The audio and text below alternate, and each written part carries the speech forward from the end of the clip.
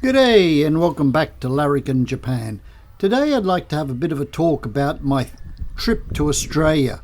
I went to Australia for 2 weeks. It's the first time I've been back for 25 years. So I thought we'd have a bit of a round up on what I thought and how I got on. So I thought I might have a bit of, reverse culture shock or whatever they like to call it, but I didn't. I just fitted straight in as if I'd never left. It wasn't a big drama at all. I did find a few things a little bit different. Like in Japan on the trains, everyone's very quiet. They just sort of sit there. They'll have earphones in, listen to music or play games or, do whatever on their phones.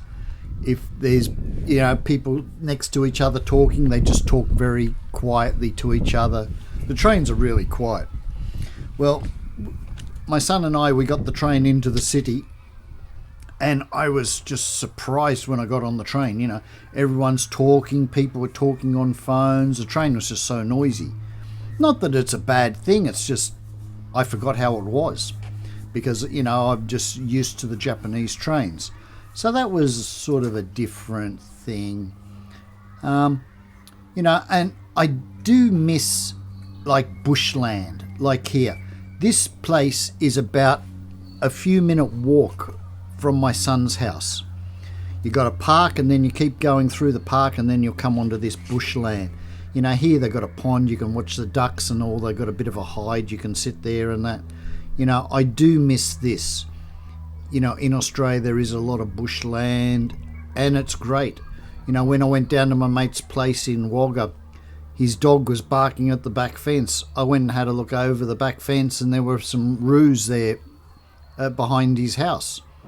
So, you do have a lot of this sort of stuff. A lot more than you do in Japan, I think. And it's just for the public to use, and a lot of people go there walking and walk their dogs. It's really quite nice and very relaxing. You're stuck in Sydney and it's the hustle and bustle.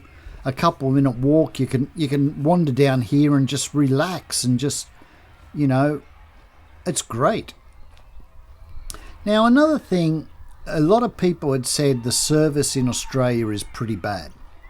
Well, I never had any problem with service at all.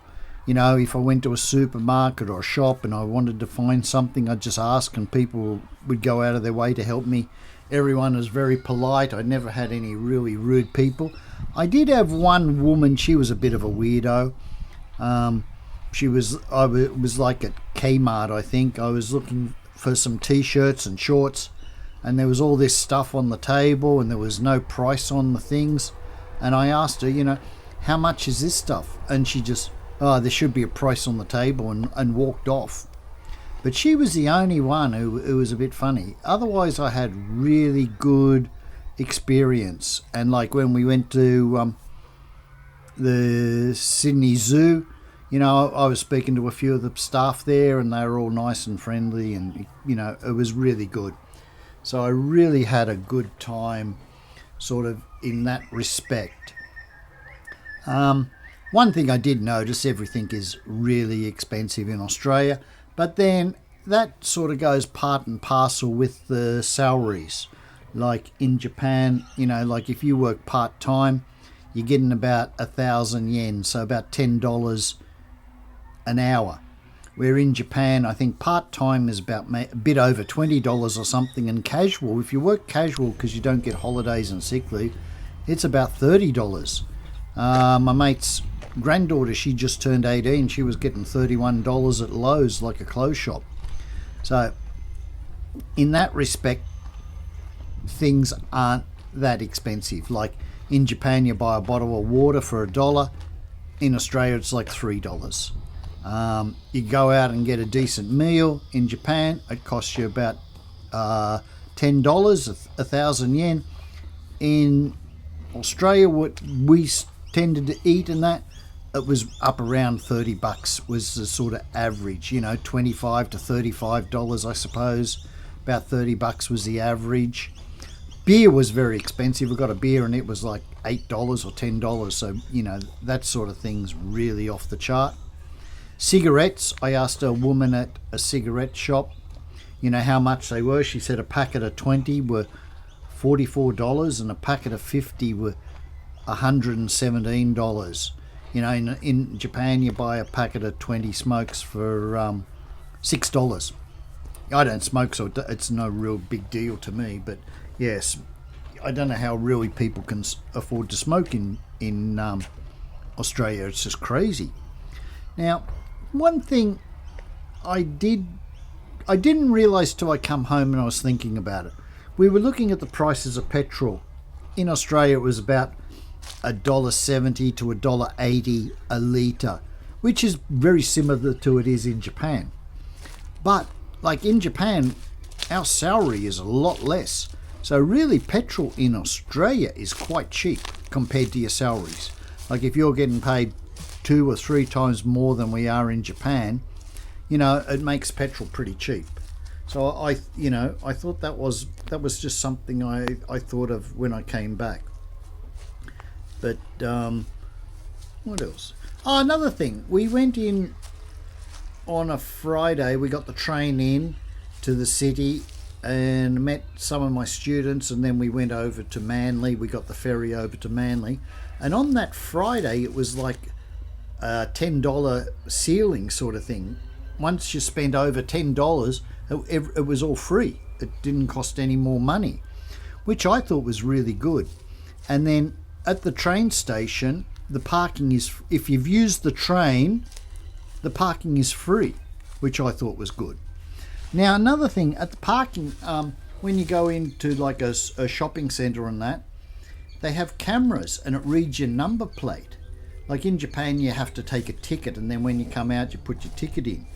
But in Australia, it just there's a camera, it reads your number plate, so it knows when you come in, when you go out, and if you need to pay or not. So that was pretty good. I quite like that idea. It's just a lot less hassle.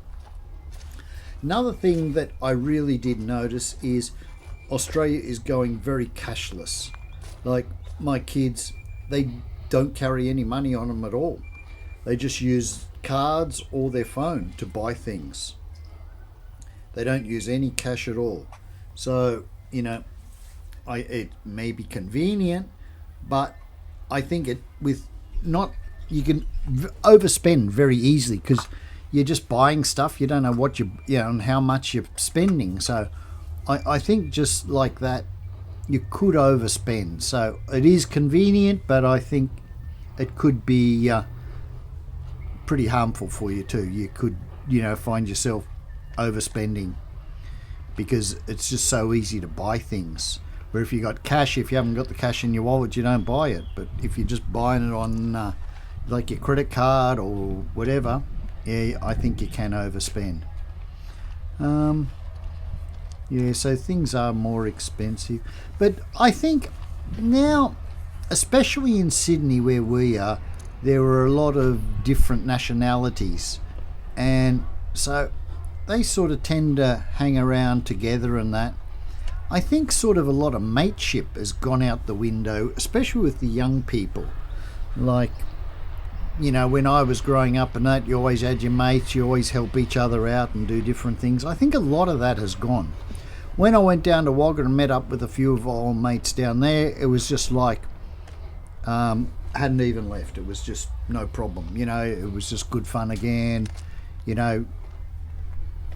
Yeah, you could have a joke with each other and it was just sweet, So I think with the young people, and now I see like they're complaining, some of these people who have come to Australia now complaining about Australia Day and Anzac Day and that they think it's not, you shouldn't have it because, all this sort of stuff. So I think that's a lot of rubbish, like you just have to, you're coming to a different country, you just have to accept the customs and what happens. Like that'd be like me complaining about the emperor's birthday, it's just stupid. Why would you do it?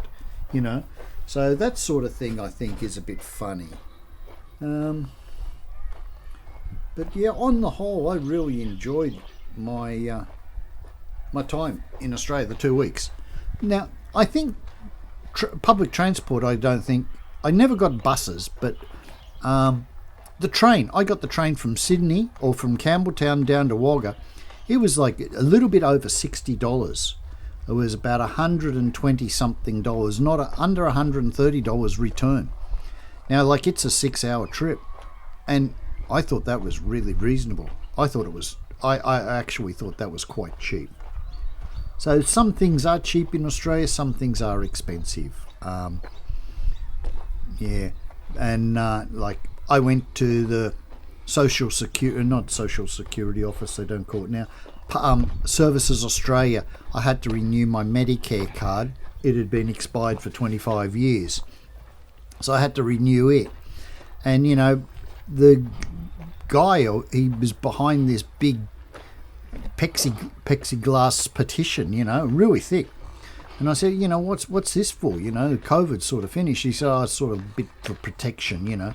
Some people get a bit aggro. So, you know, these people are trying to help people. And, yeah, so you just be, you know, like, oh, I never had any problem. You know, I was treating people nicely and they treated me nicely back.